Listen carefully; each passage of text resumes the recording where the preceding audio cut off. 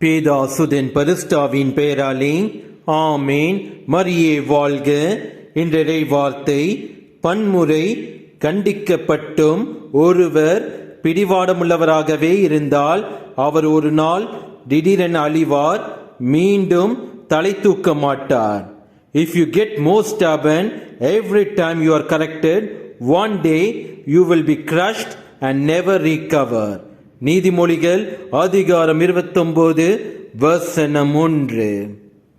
ஆழமான அர்த்தத்தை இந்த இறைவார்த்தை கொண்டுள்ளது. பிடிவாதம். இந்த குணம் நம்மிடம் இருந்தால் நம்முடைய தவறை உணர முடியாது. நம்முடைய தவறான செயலுக்கு விளக்கங்களை மட்டும் கொடுத்து கொண்டே இருப்போம். நம்முடைய செயலை தவறு என்று சொன்னவர்களை இந்த பிடிவாதமான குணம் சொல்லாலும் செயலாலும் நமக்கு அறிவுரை கூறுபவர்களை காயப்படுத்தும். இன்றைய காலகட்டத்தில் நிறைய வயதான பெற்றோர்கள் தங்கள் பிள்ளைகளால் காயப்படுத்தப்படுகின்றனர். பிள்ளைகள் நினைக்கின்றதுதான் சரி, பெற்றோர்களுக்கு என்ன தெரியும்? பெற்றோர்கள் செய்வதில் குறைகளை மட்டும் காணும் பிள்ளைகள் இன்று நிறைய பேர் உண்டு. உங்களை வளர்த்த உங்கள் பெற்றோருக்கு பேரப்பிள்ளைகளை பார்ப்பதில் குறைகளை கண்டுபிடிக்கின்றீர்கள். அவர்கள் உங்களை வளர்த்தவர்கள் என்று மறந்து விட்டீர்கள். உங்கள் பெற்றோரின் வசதியில் நீங்கள் வாழ்ந்துவிட்டு அவர்கள் முதிர் வயதில் அவர்கள் உங்கள் வசதியில் வாழுகின்றார்கள் என்று கூறி அவர்களை அவமானப்படுத்துகின்றீர்கள்.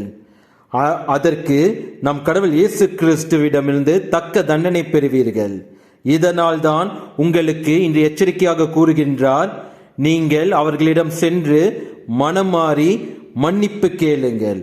அவர்கள் மன்னித்தார்கள் என்றால் உங்களை நம் கடவுள் இயேசு கிறிஸ்து மன்னித்தார் என்று அர்த்தம். இயேசுவுக்கே புகழ். மரியே வாழ்க. ஆமேன்.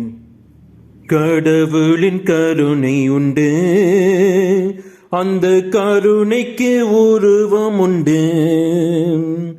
கடவுளின் கருணை உண்டு, அந்த கருணைக்கு உருவம் உண்டு. அவர் உருவத்தில் ஒடித்தேலும் உயிராதனால் எங்கள் உள்ளத்தில் உவகை உண்டு. அவர் உருவத்தில் ஒடித்தேலும் உயிராதனால் எங்கள் உள்ளத்தில் உவகை உண்டு. இயேசுவின் இருதயமே, எங்கும் எரிந்திடும் அருள் மயமே, உந்தன் ஆசியும் அருளும் சேர்ந்து வந்தால் எங்கள் ஆனந்தம் நிலை பெறுமே. இயேசுவின் இருதயமே.